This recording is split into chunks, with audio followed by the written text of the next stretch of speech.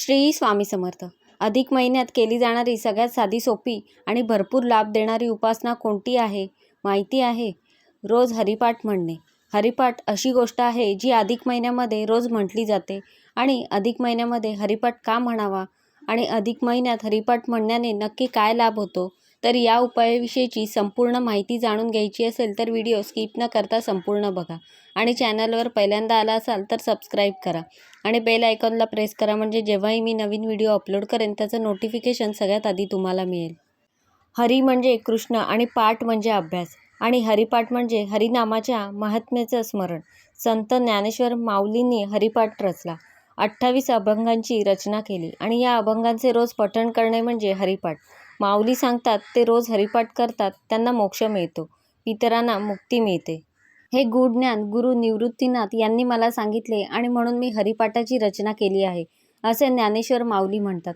मुळातच अधिक महिना हा भगवान श्रीहरी विष्णू अर्थात पांडुरंगाला समर्पित आहे असं आपण म्हणू शकतो. त्यामुळे या पूर्ण अधिक महिन्यामध्ये भगवान श्रीहरी विष्णूंना प्रसन्न करणारी अनेक स्तोत्र मंत्र म्हणायला सांगितले जातात. पण त्या सगळ्यांमध्ये हरिपाठ सगळ्यात सोपा आहे. म्हणायला सोपा, समजायला सोपा आणि मन लावून म्हटल्यानंतर मनाची होणारी शुद्धी सुद्धा एक वेगळाच अनुभव देते.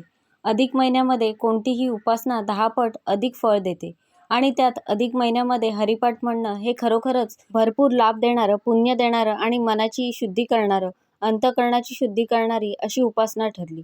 पण हरिपाठ एवढा का महत्त्वाचा आहे, तर त्याचं कारण असं आहे की देवाची याद्वारे पहिल्या अभंगापासून ते विष्णुविना जप व्यर्थ त्याचे ज्ञान या 9 गाभणापर्यंत 14 वेळा हरीचा उच्चार होतो. पुढे त्रिवेणी संगमी या नाना तीर्थ भ्रमी या संगमापासून हरिमौष पुराण हरिनाम संकीर्तन या अभंगापर्यंत 25 वेळा हरिनामाचा उच्चार होतो.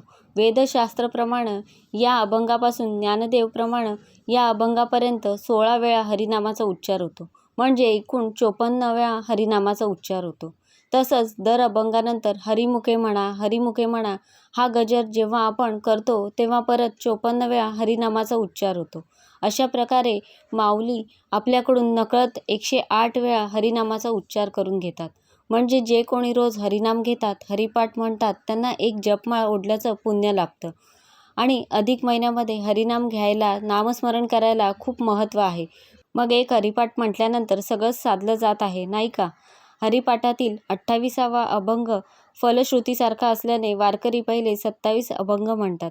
27 अभंग झाले की नामसंकीर्तन साधनपेय सोपे हा संतश्रेष्ठ तुकोबरायांचा अभंग म्हणतात. माऊलींनी जो 28वा अभंग लिहिला आहे त्यात म्हटलं आहे की जो कोणी आळंदीला इंद्रायणी काठी बसून नृत्यनियमाने हरिपाठाचे पठण करेल त्यांना गुरुकृपा लाभेल आणि गुरु त्या शिष्याला हरिपाठाचे उपदेश करतील. त्यामुळे साधकाच्या मनात हरिनामाबद्दल प्रेम निर्माण होईल.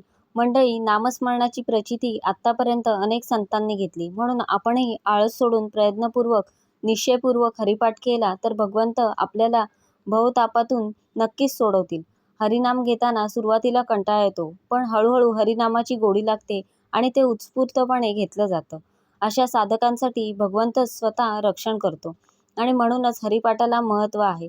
कारण हरिपाठामध्ये 108 वेळा हरिनामाचा उच्चार होतो. संपूर्ण एक माळ जप केल्याचं पुण्य या हरिपाठाने आपल्याला मिळतं. अधिक महिन्यामध्ये जर जास्तीत जास्त हरिपाठ म्हणावा. अगदीच तुम्हाला इतर वेळी म्हणायला जमत नसेल तर कमीत कमी अधिक महिन्यातल्या ज्या महत्त्वाच्या तिथी आहेत, जसं एकादशी असेल, पौर्णिमा असेल या दिवशी किंवा गुरुवार असेल या दिवशी तरी हरिपाठ म्हणायला विसरू नये. साधकांनी ही गोष्ट नेहमी लक्षात ठेवावी. हरिपाठ म्हणताना कोणती गोष्ट संत दामाजी, संत गोरा कुंभार, संत सावतामाई या सगळ्यांच्या मदतीला भगवंत धावून गेले, तसं आपल्याही मदतीला येतील. त्यासाठी आपल्याला पुण्यसंचय हवा आणि तो पुण्यसंचय करण्याचा अगदी सोपा मार्ग म्हणजे हरिपाठ म्हणणे, हरिनाम घेणे. या गोष्टीला ना मोठा खर्च लागतो, ना दिवसभराचा वेळ द्यावा लागतो, ना तुमच्या आयुष्यातलं काही महत्त्वाच्या गोष्टी यावर खर्ची पडते. तो फक्त भोळा भाव, ईश्वर प्राप्ती, प्रेम आणि दिवसातले 10-15 मिनिटं एवढंच करून जर हरी आपला होणार असेल तर हा व्यवहार अगदीच फायद्याचा आहे, नाही का? तर अशा प्रकारे मी तुम्हाला संपूर्ण माहिती देण्याचा प्रयत्न केला आहे. कसा वाटला तुम्हाला आजचा व्हिडिओ मला नक्की सांगा. आवडला असेल तर लाईक करा, जास्तीत जास्त लोकांपर्यंत शेअर करा आणि असेच छान छान व्हिडिओ पाहण्यासाठी आजच आपल्या स्वामी माझे गुरु या चॅनलला सबस्क्राईब करा. धन्यवाद.